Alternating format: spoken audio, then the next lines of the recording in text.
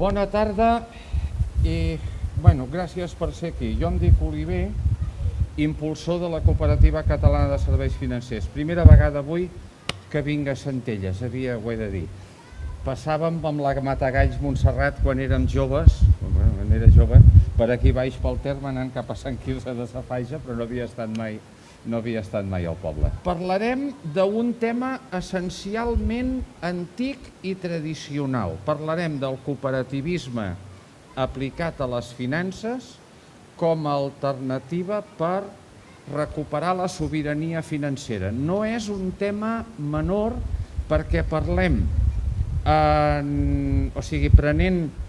prenent l'arrel de la resistència i què es pot fer del que parlàvem allí a la plaça aquesta tarda, estem parlant de que les classes baixes i mitjanes de Catalunya puguin recuperar el control sobre els seus estalvis, com a país, com a poble, com a classe social, el control de què se'ns fa amb els seus estalvis, que quan repassem la situació en la que estem avui es partiran-nos a plorar per agafar la metralladora per sortir a matar algú. I una cosa, el que us podem explicar avui és un tema essencialment antic.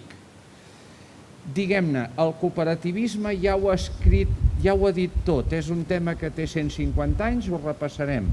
Parlem d'una solució antiga a un problema clàssic i etern que pugui tenir un país, sobretot les classes baixes i mitjanes. Les riques no tenen aquest problema i això no els interessa i ja tenen les solucions. Mireu, a vosaltres us agradaria, i a tots ens agradaria, que a Catalunya tinguéssim una entitat financera com Desjardins. Desjardins és una cooperativa de crèdit que vindria a ser l'equivalent de la seva caixa de pensions, però que és infinitament més gran, infinitament més honesta, infinitament més positiva que el que ens ha quedat avui del que eren les caixes d'estalvis. Nosaltres tenim una relació molt cordial i agradable amb un directiu d'una de les branques d'aquesta cooperativa Desjardins, que va venir el mes de febrer a Barcelona explicant-nos com ells funcionen. Ho teniu a un vídeo al nostre web que està filmat al Paraninf de la Universitat de Barcelona. Desjardins és una entitat que té 47.000 treballadors per una població de 8,2 milions d'habitants que té el Quebec. O sigui, el Quebec és una mica més gran que Catalunya i hi ha una entitat que em direu, home, però això és un banc i això vol dir que és un banc gros. No és un banc. És gros però no és un banc. I ara vindrà el punt crític. Una entitat financera amb 47.000 treballadors. La caixa de pensions aquí amb tota la comèdia que gasta la caixa de pensions són 37.000 treballadors. La caixa de pensions a Espanya té 37.000 treballadors treballant per un país de 45-44 milions d'habitants. A un país de 8,2 milions d'habitants hi ha 47.000 treballadors treballant exclusivament al Quebec, concentrats al Quebec, no estan estesos per tot el Canadà. Són el 44% de l'oferta bancària del Quebec, però el més important, el que els fa realment extraordinaris, és que és cooperativa de crèdit. Cooperativa de crèdit significa que cada un dels 5 milions de clients usuaris, socis que treballen més o menys perquè tenen una implantació brutal al Quebec, cada un d'aquests relacionats amb Desjardins és propietari de Desjardins, sobretot és responsable a través de 313 assemblees locals repartides per tot el territori, és cridat cada any a anar a les assemblees, a donar el vot, a llegir compromissaris i a marcar el camí dels propers anys de la seva entitat financera. Per acabar-ho d'adobar, aquesta cooperativa de crèdit va néixer, si no em falla la memòria, 1901-1902, 2 anys abans que la Caixa de Pensions es fundés a l'Ateneu Barcelonès. I després, si de cas, repassarem les immenses diferències i com nosaltres estem de mancats aquí a Catalunya, volent encarar una república, de quelcom que estés del costat de les classes baixes i mitjanes. Hi ha un punt que no és menor, que s'ha de tenir en compte i ha passat molt per alt.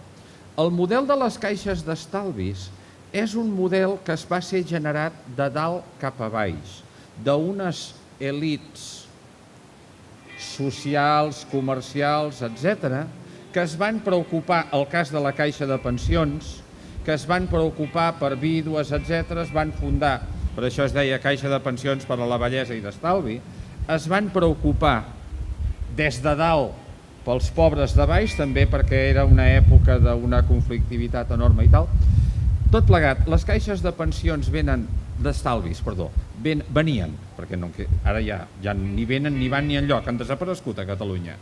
Les caixes d'estalvis venien de dalt cap a baix. Recordem que hi havia la Caixa de Barcelona, que originàriament se n'hi havia dit la Caixa dels Marquesos, perquè l'havien fundat uns quants marquesos, que això no és gratuït. El catolicisme, als països catòlics, va tenir una tendència a implantar-s'hi les caixes d'estalvis. Els països protestants, paral·lelament en aquelles èpoques, s'hi van implantar les cooperatives de crèdit, que són de baix cap a dalt, absolutament. O sigui, és el mateix objectiu, és la mateixa finalitat, però té un avantatge estratègica immensa, que és els de baix s'ajunten, els de baix es responsabilitzen i els de baix gestionen amb la seva capacitat.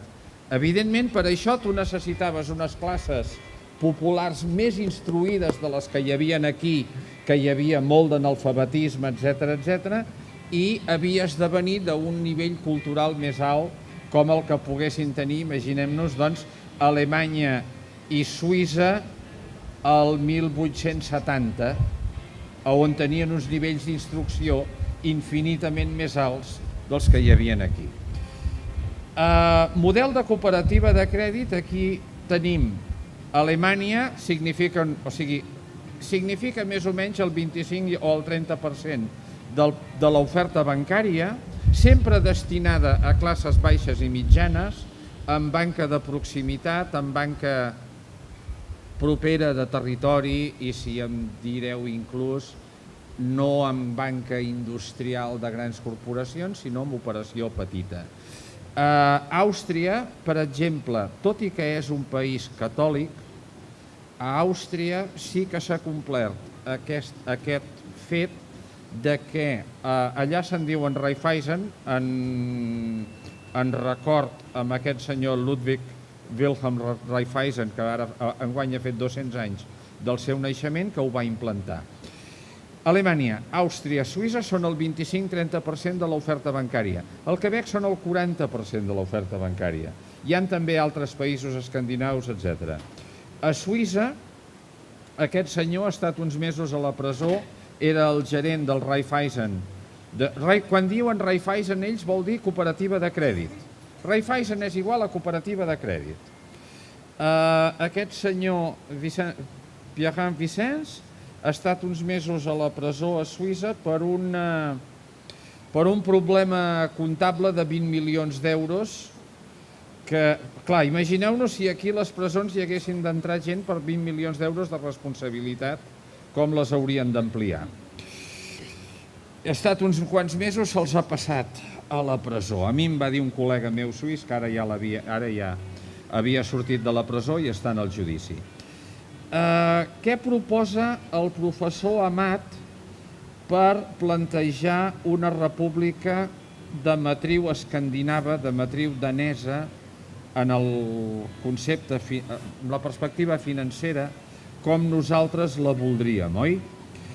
que un 33% de la banca de l'oferta bancària fos la convencional, un 33% de la banca pública i un 33% banca ètica, cooperativa i de proximitat. Avui dia el que tenim és desolador. Tenim una misèria absoluta. 90% de banca convencional, perquè el que vosaltres teníeu de Caixa de Manlleu entenc que s'ho ha quedat Bilbao Vizcaya. Després aquí ho veurem com va anar. Jo ara de memòria, és que jo sóc de l'altra banda de Catalunya i tampoc no ho tinc tot tan al cap. 90% banca convencional. Banca pública a Catalunya sols tenim l'Institut Català de Finances amb unes dimensions minúscules, i banca ètica i cooperativa entrant-hi Caixa d'Enginyers, Caixa de Guissona i una mica de cosa de COP 57, FIARE, etc. Sumant els dos apartats de banca pública i banca ètica i cooperativa, jo diria que a Catalunya actualment no passem del 7%. És un panorama devastat. Nosaltres som Cooperativa Catalana de Serveis Financers, vam començar a poder aixecar la persiana al febrer del 2018, una quantitat de tràmits administratius, problemes, diguem-ne que com tot sempre ens alenteix. Venim d'una associació que potser us soni, Associació per la Nova Caixa Catalana Cooperativa de Crèdit, que era una primera entitat que es va fundar amb l'objectiu d'arribar a tenir en el futur una cooperativa de crèdit que ara encara està en un itinerari inicial que només som cooperativa de serveis financers. Quan parlem de cooperativa, i nosaltres hem de dir sempre que som cooperativa, les cooperatives són persones. És a dir, a un banc compta el capital, el qui té els diners i el que en té més és el que s'asseu en aquelles assemblees, vosaltres ho veieu, aquelles grans assemblees espectaculars, tots allí aplaudint fervorosament la filla del botín, etc. Allí només compten els diners, a les cooperatives compten les persones, perquè ja tinguis la mínima participació o siguis el que més treballa en aquella cooperativa de crèdit, el teu vot, a tu et donen una targeta verda i una vermella per anar a l'assemblea. I a l'assemblea és igual de vàlida la targeta verda i vermella del més petit de la del més gran. Tu continues tenint un vot i és d'una democràcia absolutament radical, d'una democràcia luterana, no catòlica, on el ric sempre mana. Estem parlant d'un concepte luterà. Si m'apureu també, els bascos tenen la gran cooperativa Mondragón i els bascos també els hi hem d'admetre que ells, amb la seva arrel jesuïta i tal, estan també a prop d'aquella mentalitat luterana, no? En el nostre cas, demanem aportacions de 100 euros, quotes trimestrals de suport de 17 en 14, no és gratuïta la quantitat que es demana, ara sí, que es demana de quota trimestral de suport. Després parlarem de les traïcions cap a les generacions passades i les generacions futures que hi ha hagut a les caixes d'estalvi, que han traït, o sigui, els enfonsadors de les caixes d'estalvi, Narcís Serres, etc., que han traït aquelles generacions de gent que tenien les llibretes d'estalvi, etc., i també a la caixa de pensions, que ha traït generacions passades i generacions futures. Aquí es tracta de que l'estalvi d'avui pugui treballar per la generació dels nets, dels besnets, etc., que de fet, amb tota la crisi que hi ha hagut, no ha caigut una sola cooperativa de crèdit enlloc del món. A veure, el Cooperative Bank d'Anglaterra té algun problema, però no ha caigut. No ha caigut cap cooperativa de crèdit al món i a països civilitzats com Alemanya una munió de caixes d'estalvi funcionen perfectament. També s'han salvat unes caixes d'estalvi al País Basc portades amb mà de ferro pels polítics del PNV que no es van emborratxar amb el totxo, i hi ha 2 exemples extraordinaris de caixes d'estalvi que han salvat absolutament la dignitat de les generacions passades amb les futures. I aquestes dues caixes d'estalvi que s'han salvat de la immensa crisi i estafa que hi ha hagut a Espanya són precisament a territoris de la total corrupció del totxo, on la corrupció del totxo i la corrupció política ha dominat el territori, que són les Illes Balears, amb la immensa corrupció política del Bausà, el PP, etc.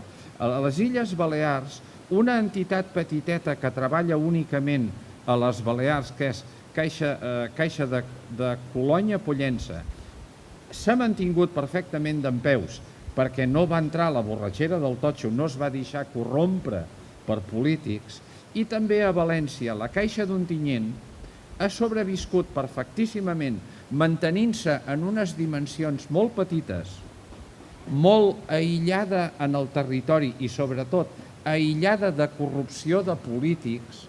S'han pogut mantenir 2 caixes d'estalvi, a part de les basques dominades pels polítics del Partit Nacionalista Basc. O sigui, que ningú em vingui a dir que totes les caixes d'estalvis estaven condemnades a desaparèixer o a convertir-se en banc com ha fet la Caixa de Pensions. Jo això no ho admeto, ni aquí ni enlloc davant de qui sigui. Vull dir que tampoc nosaltres no podem dir en la caiguda de les nostres caixes d'estalvi que la culpa era de Madrid. La culpa va ser de polítics catalans, no de Madrid. Madrid hi va participar marginalment. Va ser de polítics catalans. Ètica. És el concepte essencial per parlar d'una entitat financera que vulgui persistir en el temps, com ho han fet les cooperatives de crèdit i com, si m'apureu, ho han fet aquests petits exemples de caixes d'estalvi que han sobreviscut. Evidentment, no es pot admetre mai que polítics et controlin l'entitat o que gent vinculada a partits polítics et controlin l'entitat. Nosaltres, en aquest sentit, també tenim una experiència en aquest moment de que hem patit, i encara no ho tenim resolt, que hem d'anar a una assemblea, l'intent per part d'algú vinculat a un partit polític d'apoderar-se del control de la nostra cooperativa, inclús ara que estem en una fase molt inicial. Això segurament dins d'unes setmanes que tocarà fer una assemblea general quedarà resolt. Tornem a recordar el concepte del compromís amb les generacions passades. Aquí hi ha una llibreta d'estalvi dels temps de la República de la Caixa de Pensions. Jo afirmo que la Caixa de Pensions ha traït 3 vegades a la població de Catalunya. Ha traït les generacions passades, aquest bon senyor o els pares d'aquest bon senyor que tenien una llibreta infantil o un compte d'estalvi, etc. Ha traït a les generacions futures. Parlem de la Caixa de Pensions des d'una perspectiva històrica. Ha traït a les generacions futures perquè els rebesnets d'aquest senyor no tenen accés a aquella acumulació de capital, perquè ara aquell capital és d'un banc que serveix als interessos del capital. Què és un banc? Conjunt de diners gestionat per algú amb l'objectiu que aquests diners creixin el màxim possible amb qualsevol preu. I la tercera traïció històrica de la Caixa de Pensions, que és haver tret la seu corporativa de Catalunya amenaçant els catalans amb què els catalans no teníem sobirania, o sigui que no érem majors d'edat per decidir el que volguéssim fer. Fa més flagrant Evidentment, em direu, les altres caixes d'estalvi desaparegudes han traït encara més a la població. I és més veritat, perquè la Caixa de Manlleu, els gestors que la van enfonsar, la van deixar enfonsar, han eliminat totalment qualsevol rastre i almenys avui la Caixa de Pensions hi ha una gent que treballa, hi ha una maquinària que funciona. De la Caixa de Manlleu no en queda res i de les altres 9 caixes d'estalvi no en queda res perquè el capital se n'ha anat tot, o en el cas de la Caixa de Girona se'n va anar a la Caixa de Pensions o en tot l'altre se n'ha anat a capital gestionat per Madrid, que ara repassarem el drama de les caixes d'estalvi nostres. Un punt que ho fa especialment trist, lacerant, sagnant, el drama de les caixes d'estalvi. Es deia Boix i Raspall. Si ho mireu al Google, Boix i Raspall, Caixa de Pensions, 1936. S'ho deixo com a deures. Mireu, el 18 de juliol del 36, l'aixecament feixista i l'endemà, amb els següents dies, CNT FAI intervenen totes les empreses telefòniques, bancs, etc. i la CNT FAI d'Urruti, d'Escasso, García Oliver, etc. ho intervenen absolutament tot. Però la Caixa de Pensions no va ser intervinguda pels anarquistes el 19, 20, 21, 22 d'agost del 36. La Caixa de Pensions ja tenia 1.000 treballadors, tenia 32 anys d'existència. 1936. Estava dirigida per un senyor que es deia Boix i Raspall, veritable heroi nacional de Catalunya, aquest senyor. La Caixa de Pensions no va ser intervinguda per la CNT, la FAI, perquè era una entitat tan social, tan del poble, tan arrelada al poble, tan poc capitalista, que no tenia cap sentit que la CNT FAI la intervingués. La Caixa de Pensions va estar funcionant durant tota la guerra amb absoluta normalitat, la normalitat d'un país en guerra, però mantenint la seva sobirania perquè se li va respectar l'absolut arrelament amb el poble de Catalunya. Si mireu a la Wikipedia la història oficial que hi ha a la Wikipedia, m'hi jugo 4 pèsols de que no trobareu cap esment a Boix i Raspall, perquè hi ha un interès d'esborrar la memòria de Boix i Raspall per part dels poders actuals. Us convido a que busqueu Boix i Raspall. Vaig tenir l'honor a la Universitat Catalana d'Estiu de dinar amb el professor Josep Costa, que havia escrit un article sobre Boix i Raspall. Si busqueu a Google, s'ho deixo com a deures, són els últims deures que us deixo. Mireu, Josep Costa, Boix i Raspall, i trobareu un article extraordinari que va fer ell parlant precisament d'aquesta paradoxa que tenim. Ara, aquest senyor, i ara anem a repassar ràpidament Caixa de Tarragona,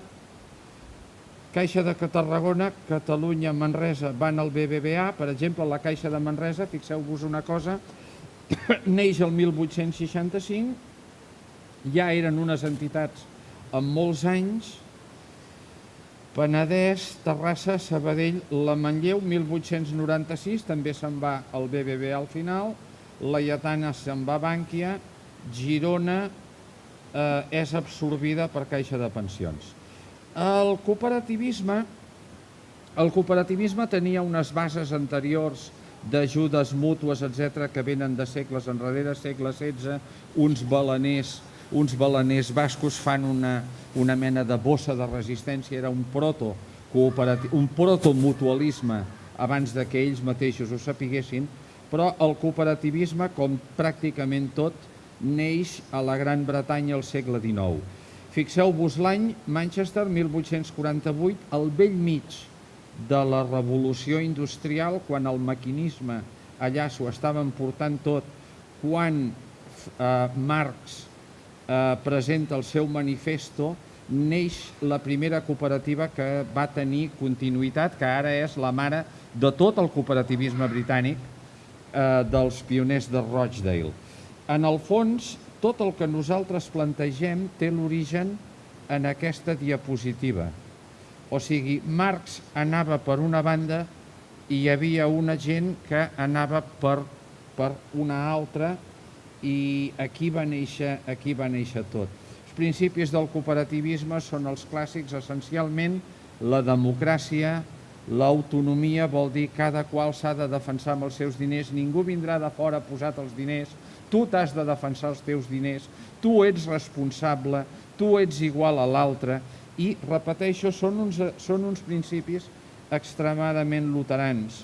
Parlant de luterans, Frederick Wilhelm Raiffeisen va implantar el cooperativisme en general i el cooperativisme financer a Alemanya. La seva filla va fer perdurar la seva obra, parlem de 1870, i el 1901 en aquesta caseta es funda, aquesta caseta és propietat d'aquest matrimoni que ve a sota, es funda una cooperativa de crèdit amb un paper, amb la responsabilitat d'aquest matrimoni, perquè no hi havia llei que protegís la inversió, i aquests dos senyors, Alphonse Desjardins i sobretot la seva dona, Doriment, que és una veritable heroïna del Quebec, la Doriment, aquesta senyora tenia 11 fills. O sigui, aquest matrimoni tenien 11 fills. Aquesta dona portava la casa, portava la comptabilitat, i aquest home va estar des del 1901 fins l'any que es va morir, que devien ser 1921, fundant 2.000 cooperatives de crèdit que anava per les parròquies dels pobles, inclús baixant als Estats Units al nord, a la part tocant al Quebec. Es va passar 20 anys de la seva vida anant poble per poble, amb els capellans dels pobles, ajuntant, hi ha els documents, s'ajunten a tal poble, a la parròquia de tal, fulano de tal, electricista posa $25, l'altre, curtidor, posa $10, tal. Queda constituïda la cooperativa el dia d'avui, tal i qual. I tot aquell moviment que era minúscul i absolutament pel territori, amb els anys es va anar consolidant i ara és una entitat amb 47.000 treballadors, que és el 40% del moviment financer del Quebec. Sobretot el reconeixement és per aquesta dona, i a més s'hi jugaven el patrimoni al començament, el patrimoni personal, perquè no tenien una llei que els protegís i ells, com a firmants, eren responsables del compromís adquirit. Compromís i voluntat, sempre, evidentment, classes baixes i mitjanes de Catalunya. I si ja em pregunteu què són les classes mitjanes, jo us diré que no us ho puc contestar, perquè això ja... En el cas nostre i en l'esquema que nosaltres plantegem és extremadament simple. Captar recursos de socis, una cooperativa sols treballa pels socis. Ets soci que estalvies i que hi poses uns diners, ets soci que hi vas a buscar un crèdit. En aquesta primera fase, quan tinguem llicència bancària en el moment en què ho haguéssim pogut consolidar més, aleshores dona serveis de domiciliacions de nòmines, etc. Però ara en aquesta etapa podem parlar únicament de captar estalvi, finançar projectes. Reserva d'un 20% de l'estalvi com a capital nuclear i anar finançant projectes. S'ha de ser soci per poder participar, tant en actiu com passiu, Consell Rector, Comissió Social, Comissió Tècnica, que han d'avalar totes les operacions de finançament, projectes de qualitat de vida, és a dir, tu estàs aquí i treballes perquè aquell a qui tu finances millorin la situació. Evidentment, no es pot parlar de participar en el totxo tradicional, en activitats tan recalentades com pugui ser un turisme a Barcelona absolutament recalentat, i has de donar finançament a projectes que signifiquin una millora de la qualitat de la vida de la gent. Un problema que tenim que és els terminis de poder anar caminant.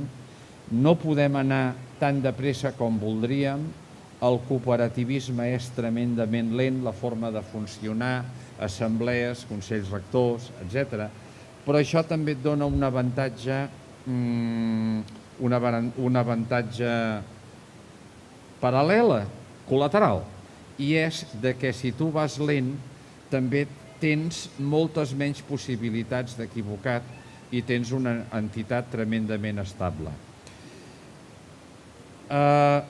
Hem de permetre, i ja hi estem treballant, en què la gent pugui estalviar condicionat el seu estalvi a que vagi a una cistella, a una línia de treball, o sigui, per exemple, a una línia de treball, a una línia ecològica, a empreses de treball integrador.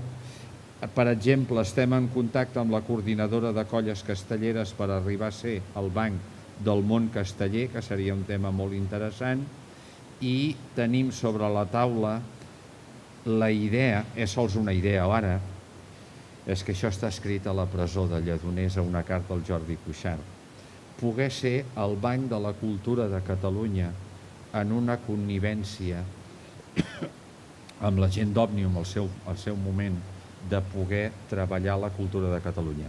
Tinguem en compte que en el futur, amb el panorama que se'ns ve, que tenim a davant, han desaparegut l'obra social de les caixes d'estalvi, que era un tema que els polítics feien servir per fer la foto, etc. L'obra social desapareix i una entitat com la nostra ha de ser social des de les 8 del dematí que aixeques la persiana fins al divendres al migdia o a la tarda que te'n vas, i tot el que fas ha de ser social.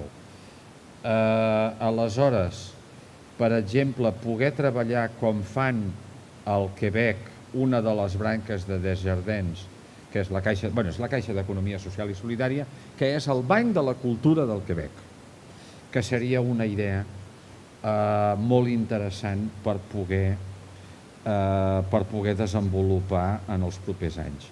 Nosaltres ara ja estem participant i hem iniciat, tenim els protocols establerts, hem iniciat el finançament d'un habitatge en cessió d'ús a Barcelona, vol dir, és un edifici vell de propietat de l'Ajuntament de Barcelona que va cedir a una cooperativa que es diu Sostre Cívic per un període de 75 anys, la cooperativa l'ha remodelat, nosaltres hi ajudem també financerament com una primera operació de rodatge per anar entrant, i aleshores aquí ara hi ha uns llogaters que no són llogaters, que són propietaris, són socis propietaris d'una cooperativa de propietaris de drets, perquè no són propietaris, perquè l'edifici és de l'Ajuntament, o sigui, un conjunt de persones viuen aquí com a membres d'una cooperativa d'habitants d'aquest edifici que tenen dret per 75 anys a viure aquí. Això t'evita especulacions, t'evita que puguin vendre l'immoble, t'evita que el puguin rellogar, etc. També ho tenim tot a punt per signar una operació on financiaríem una miqueta un aerogenerador, que és aquest d'aquí, que una gent d'Eolpop, que es diuen, amb un suport de Som Energia, Greenpeace, etc. O sigui, això és un aerogenerador. Un aerogenerador, perquè ho sapigueu, són entre 3 i 4 milions d'euros. El cost. Existeix un aerogenerador, propietat col·lectiva d'una sèrie de gent d'una cosa molt horitzontal a un poble que es diu Pujal, a l'Alta Noia, on hi participa Som Energia i on nosaltres també hi hem de participar perquè és un tema molt important aquí. Entitats que estem en aquest sector de l'ecosistema català de finances ètiques, COP57 FIARE, Caixa d'Enginyers, Caixa de Guissona. Triodos Bank és i no és, perquè Triodos Bank no és cooperativa, és una multinacional holandesa i hi ha qui no la considera dins d'aquest àmbit. Oikocredit és una altra entitat. Són extraordinaris, són meravellosos, però ells són més ONG que una altra cosa. Ells capten estalvi del primer món i el deixen amb crèdits al tercer món. Els posem aquí perquè són una entitat meravellosa, però no són el que nosaltres volem ser com a eina per construir país. Oikocredit és una altra cosa. Nosaltres naixem emparats amb aquesta entitat que hi ha aquí baix, que es diu FEBEA.org.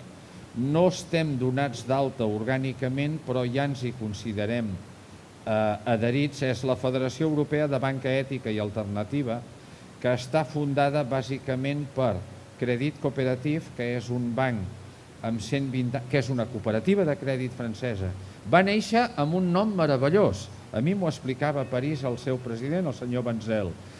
Ells van néixer fa 122 anys com el Banc de les Cooperatives Obreres Socialistes Franceses, que és un nom fantàstic, és un nom anarquista, és un nom meravellós, no? El Banc de les Cooperatives Obreres Socialistes Franceses. Fa 122 anys aquest va ser el seu nom de partida. Ara són el banc del cooperativisme no agrari, perquè els agraris tenen crèdit agricol, que és una altra cosa. És el banc dels cooperativistes no agraris francesos.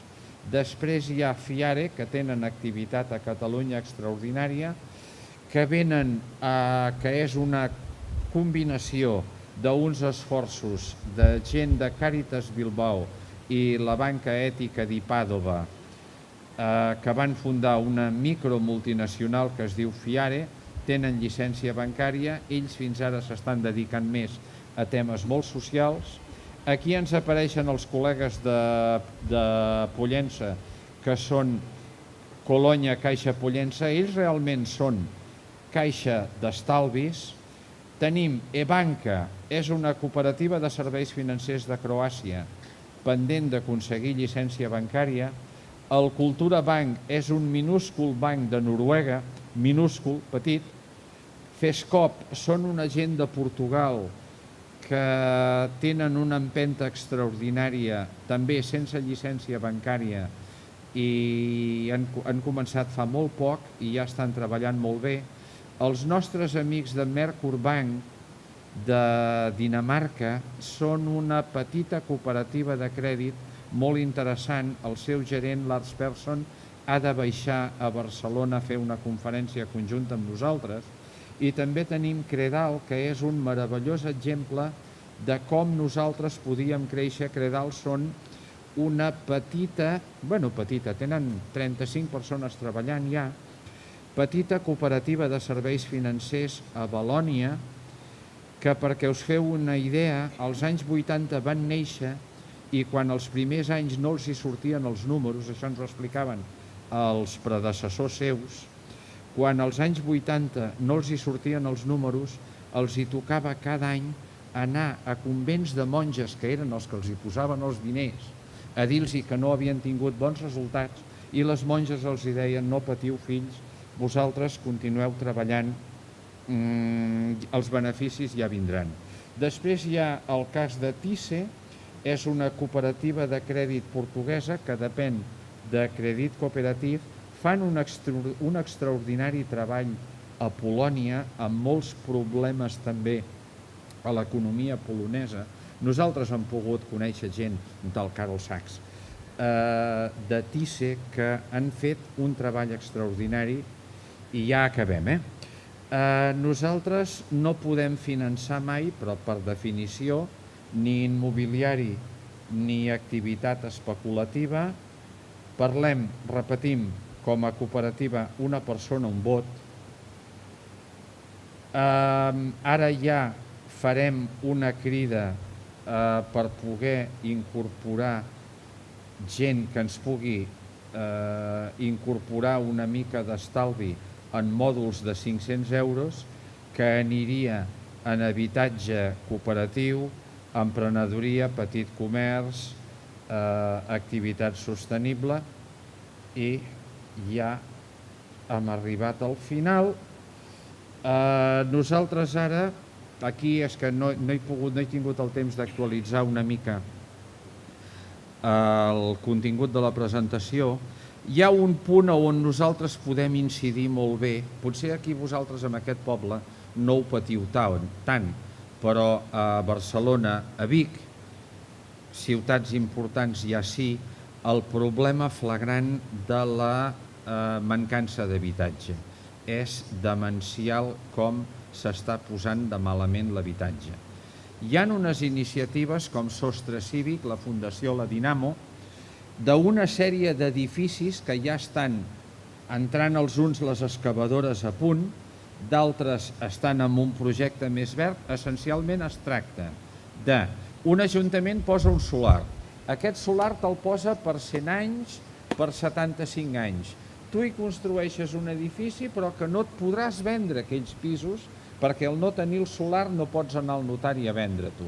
Però tu hi podràs viure tota la vida amb uns costos, amb una estabilitat en el lloguer i amb uns costos que poden ser el 50% dels de l'habitatge convencional. Aquest model d'habitatge a països escandinaus significa el 25 al 30% de l'oferta total d'habitatge i això fa una immensa diferència cultural, social i d'indefensió de la població d'aquí.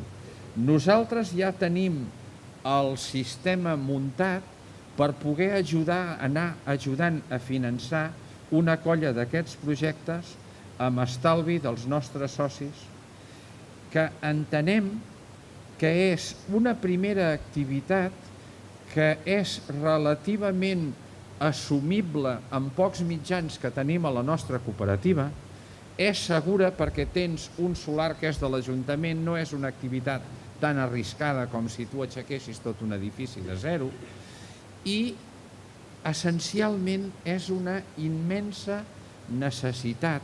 Potser aquí dalt, a la Terra Alta, no tant, perquè aquí viviu o vivim també els que som de poble, que jo també soc d'un poble relativament petit, fora del gran problema de l'habitatge, però els que viuen a la gran ciutat és un tema pavorós.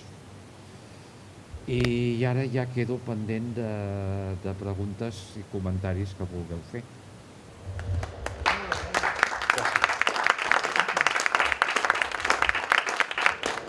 Una de les xerrades que vaig anar fa uns mesos de la COP57, que suposo que fa més temps que funciona que vosaltres... Molt més, del 95. Val. Ells deien que es trobaven amb el problema que ara tenien molts aports de socis i pocs projectes finançables. Una mica el meu dubte ve per aquí també. En quin punt esteu vosaltres? Molt més verds. Si has acabat la pregunta? Vinga. A veure, COP57 són meravellosos i jo cada dia que passa els aprecio més, sobretot per una qüestió d'integritat i de saber ells mantenir-se absolutament estrictes a una idea fundacional. És a dir, COP57 vaig tenir el privilegi de conèixer un dels fundadors històrics que venien de l'editorial Bruguera i si el sentíssiu parlar és que ho entendríeu. Perquè veient aquell senyor dius, hòstia, és allò. COP57 s'ha marcat unes limitacions i no seré jo qui critiqui mai a COP57, S'ha marcat unes limitacions que els ha fet extraordinaris, que és treballar exclusivament amb gent a qui coneixen molt bé, treballar sols en cooperatives, treballar a petita escala i treballar molt bé. Això els hi ha permès, per exemple, que COP57 van néixer a l'any 95, han anat creixent d'una manera orgànica, pausada, regular, i que la crisi no els ha afectat en absolut. O sigui, potser sí que alguna cosa, però vull dir, s'han mantingut impermeables els enfonsaments que s'han vist. Aleshores, clar, a ells què els hi passa? Que ells, per estatut i per voluntat, ells volen finançar únicament cooperatives. Cooperatives tampoc n'hi ha tantes. Cooperatives que tinguin projectes potables, solvents, etc. i no grans cooperatives, com pugui ser, doncs, jo no els conec, cooperativa, com es diu, la Plana de Vic, no? O grans cooperatives que són grans indústries, com ara puguin ser aquelles grans cooperatives de la fruita de Lleida, etc. No? Aleshores, ells es mantenen en un espai molt petit, però que això també els ha fet absolutament estables i meravellosament segurs. Per exemple, en el cas del molí de vent de l'Anoia, pel sol fet que aquell molí de vent és propietat d'una societat limitada, Coop 57 no hi participa. I aleshores aquí ve també una mica la resposta a aquesta pregunta. Ells es mantenen molt lligats a un àmbit i això necessites molt de valor per poder-ho fer. Has de ser molt valent per mantenir petit i lligat al criteri fundacional. Si coneixéssiu aquell senyor fundador com jo el vaig poder conèixer en un sopar, ho entendríeu perfectament, perquè aquell senyor és insubornable. Amb aquell no li pots anar a explicar pel·lícules. Aquell diu per allí i allò és per allí. És molt complicat accedir als permisos per operar com a banca normal, diguéssim? Molt. Essencialment, t'explico ràpidament, aquesta és la gran pregunta. Per tenir llicència bancària, actualment necessitaries, primer, 5 milions d'euros com a capital nuclear. Si nosaltres parlem de 100 euros per soci, hauríem de poder ser 50.000 socis. A mi hi ha gent que m'ha dit, això a Catalunya no és impossible. Per telèfon, paio truca, això què s'ha de fer aquí? Home, això, 50.000 socis. Diu, això no és impossible. I jo em vaig quedar pensant, no és impossible. I una cosa se li ha de reconèixer a aquell senyor. Al cap de 2 dies veiem un ingrés de 100 euros al compte, vull dir que ell es va retratar. No és allò que digui, això no és impossible, però com el Capitán Aranya, que passin els altres. No, que ell es va retratar, al cap de 2 dies vaig veure l'ingrés. 50.000 socis espanten el més valent perquè és la meitat del camp del Barça, més o menys, amb 100 euros cada un, Ole tu!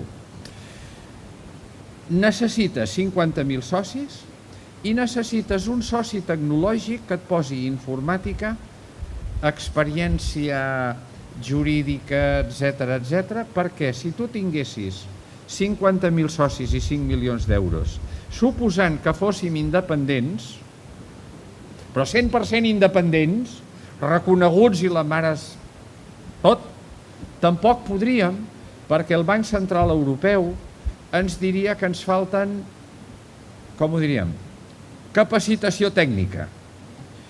Per tenir capacitació tècnica potser t'hi hauries de gastar 10 milions d'euros. Informàtica, seguretat, contractacions, etc. I per això no han fet el recorregut de demanar a la gent que posi diners perquè els posi per això altre. Aleshores, el camí lògic seria seguir el que han fet els bascos de Fiare amb els italians de Pàdua de crear una micromultinacional. Nosaltres tenim converses sobre la taula amb diferents possibilitats, que serien o anem amb una entitat francesa o ens ajuntem croates, portuguesos, algun belga, i fem alguna cosa conjunta i li demanem en plan ja micromultinacional i li demanem amb alguna entitat gran que extengui el seu paraigües a més països. Però clar, per poder nosaltres parlar de cara a cara d'un tema d'aquesta envergadura, necessitaríem poder ser, posem per cas, uns 10.000 socis nosaltres, que ja poguessin tenir un recorregut, una consistència, perquè, clar, què diu el cooperativisme?